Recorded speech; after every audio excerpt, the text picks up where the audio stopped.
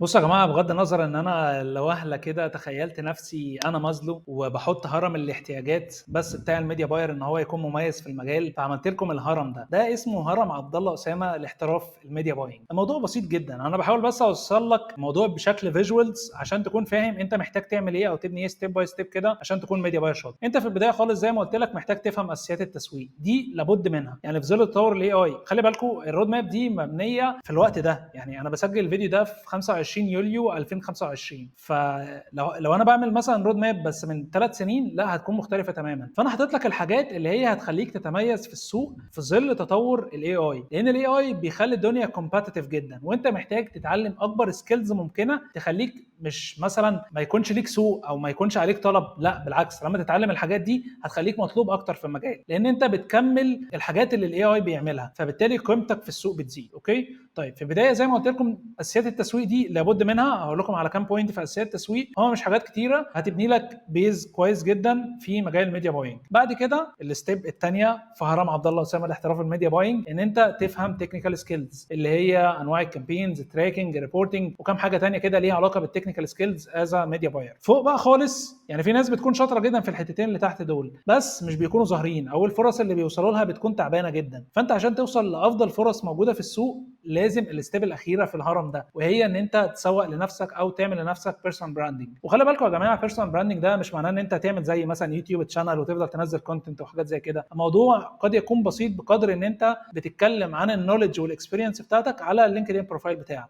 اشتغلت على كامبين مثلا، بتنزل سكرين شوت وبتشرح الكامبين دي ايه السوق، ايه البرفورمانس، ايه الميتركس اللي انت كنت بتتراكها. ده بيخلي مثلا لو في ريكروتر او في حاجه زي كده، اول حاجه كي ووردز هتخليك تظهر في السيرش بتاعه. تاني حاجه بتبني زي ثوت ليدرشيب لنفسك ان انت حد تقيل في المجال ده. في تنويه سريع كده عايز اتكلم عنه يعني، وهو ان انت لو فعلا مهتم بمجال الميديا باينج وشايف ان هو ده المجال اللي هتكمل فيه، فانت اسرع حاجه تعملها لو انت قادر يعني ان انت تشتري كورس مدفوع من حد انت واثق فيه. يعني تشتري كورس مدفوع من حد انت واثق فيه. ليه؟ لان في البدايه لو حد انت واثق فيه وواثق في النولج بتاعته وعارف ان هو اشتغل في نفس الحاجات اللي انت عايز تشتغل فيها، وواثق في النولج بتاعته وفعلا عنده اكسبيرينس حقيقيه، وهو عامل لك كورس مدفوع وانت شايف ان هو طريقه الشرح بتاعته مناسبه، مثلا انت متابعه على يوتيوب او حاجه زي كده وشايف ان طريقه الشرح بتاعته انت بتفهم منها او بترتاح ليها، فديفينتلي الكورس المدفوع بتاعه احسن من ان انت تبيلد المنهج بتاعك اون يور اون او تبتدي ان انت تتعلم كل حاجه بنفسك. ليه؟ لان الراجل ده هيوفر عليك كام حاجه. اول حاجه ان هو هيحط لك استراكشر مظبوط لكل البوينتس اللي انت محتاج تتعلمها عشان تكون في نفس المكان بتاعه. لو هو مثلا حد عنده اكسبيرينس كويسه جدا فهيكون حريص، لو حد امين يعني، ودي البوينت اللي انا بتكلم فيها ان هي مهمه، ان هو يكون حد ثقه، فهيكون حريص ان هو يكون حاطط لك كل النولج بتاعته في مكان واحد يأهلك ان انت تحقق ريزلتس كويسه او توصل لليفل كويس. لان كل ما الشخص ده يحط نولج اكتر كل ما انت هتوصل لنتائج افضل، فبالتالي ده بيصب في المصلحه بتاعته وفي الحته بتاعت ان هو الناس تثق فيه اكتر. فدي اقصر شورت كات لاي حد واثق ان هو خلاص هيكمل في المجال وعايز من يعني يجيب من الاخر باختصار يعني. بس لو انت لسه بتكسبلور المجال، لو انت لاي سبب ايا كان انت لسه مش عايز تنفست المبلغ ده في كورس مدفوع، فتقلقش، الفيديو ده هيوضح لك كل حاجه انت محتاج تعرفها لو انت هتذاكر مع نفسك،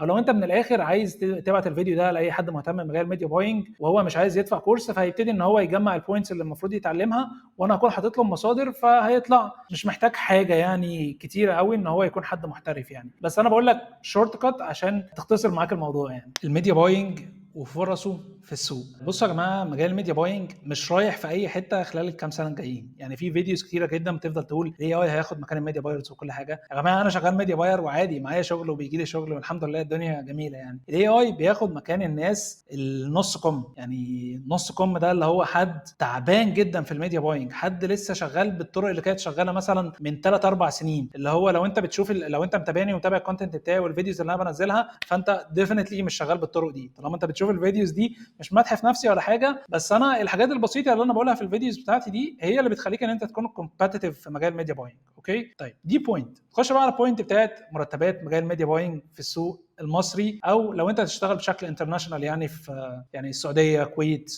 امريكا، انجلترا، الحاجات دي. بص يا معلم، لازم تكون فاهم زي الهرم بتاع مازلو كده، في هرم نسيت ارسمه هنا يعني بس هحاول اوصفه لكم، وهو اسمه هرم الناس اللي سكيلد في مجال الميديا باينج. يعني انت هتلاقي كده يعني حاجه من 3 ستيبس. برضو في ناس تحت خالص بيجنرز، دول انت بتتكلم مثلا في مرتبات 7000 جنيه 5000 جنيه الحاجات دي، يعني لحد 10000 جنيه والله يعني، او 9000 جنيه يعني يعتبر بيجنر حلو. وبعدين بتطلع شويه للليفل الانترميديت. ليفل الانترميديت ده انا عايز اقول لك ان هو بيتراوح من 10000 لحد 50000 جنيه مصري حلو. طيب تطلع بقى للتوب 1% اللي هو في قمه الهرم، ده الناس اللي بتعمل فلوس فوق ال 50 او ال 60000 جنيه، ممكن توصل معاك ل 100 و 200000 جنيه. والارقام دي منطقيه جدا وطبيعيه جدا. ليه؟ لحاجه بسيطه جدا. انت كميديا باير ممكن تعمل حاجتين. اول حاجه ان انت تشتغل كفول تايم، شغال في شركه في ستيبل انكم جاي لك، والمرتبات بتاعتها بتكون كويسه جدا لو انت حد فعلا اكسبيرينسد وعندك بورتفوليو كويس، فبتاخد من الشركه دي مرتب كويس. طيب الميديا باينج برضو عشان هي مش مرتبطه بمكان معين، هي بس مرتبطه بنتائج انت بتحققها للبراند اللي انت بتشتغل معاه، فبيكون ممكن ان انت مثلا تشتغل فريلانس جنب الفول تايم جوب بتاعتك. في ناس كتيره جدا او شركات كتيره جدا مش بتحط لك رولز بتريستريكت عنك موضوع ان انت تشتغل فريلانس ده، فبالتالي وانت شغال في الشركه بتحقق ريزلتس وبتبني بورتفوليو كويس، بتبتدي ان انت لو عايز تعمل فلوس اكتر يعني تابروتش ناس وتشتغل معاهم فريلانس، فبالتالي بتكومباين السالري بتاع الفول تايم جوب مع الفريلانس جوبز اللي انت او الفريلانس جيجز اللي انت بتعملها، بتلاقي ان انت بيخش لك انكم كويس جدا. فهي دي البوينت الاساسيه اللي بتخلي اي تكنيكال سكيل، مش شرط ميديا باينج يعني، حتى لو انت متعلم برمجه او حاجه او جرافيك ديزاين او فيديو ايديتنج، تاهلك ان انت تعمل انكم اكتر، لان ان انت يعني بتقدر تشتغل في اكتر من مكان في وقت واحد، از لونج از ان انت قادر تمانج البروجكتس دي وتحقق فيهم كلهم ريزلتس كويسه، وطبعا ما تاثرش على حاجه مقابل حاجه ثانيه. حاجه ثانيه حلوه في مجال الميديا باينج، وهي ان انت يعني في ناس مثلا ممكن تكون بتحب ان هي ما تنزلش من البيت خالص، يعني عايز تشتغل فريلانس او ريموت مع شركه وخلاص، يعني ما تنزلش تحتك ببني ادمين. وفي ناس لا، بتحب ان هي باستمرار تنزل مثلا تتعامل مع بني ادمين، تروح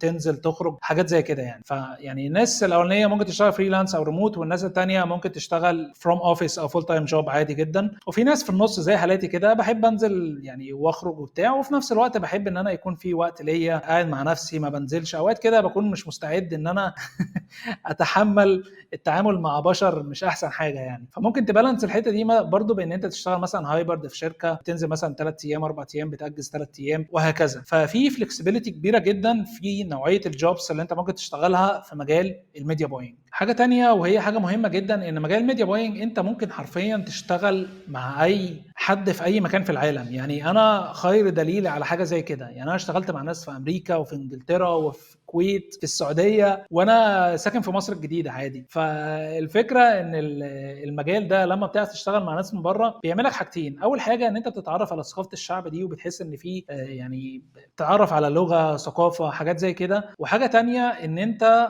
ممكن بقى تستغل فرق العمله. يعني انت مثلا لو اشتغلت مع براند سعودي، يعني ممكن تطلب مثلا 5000 ريال. 5000 ريال دول مش عارف كام بصراحه بس متهيألي فوق ال 50000 جنيه.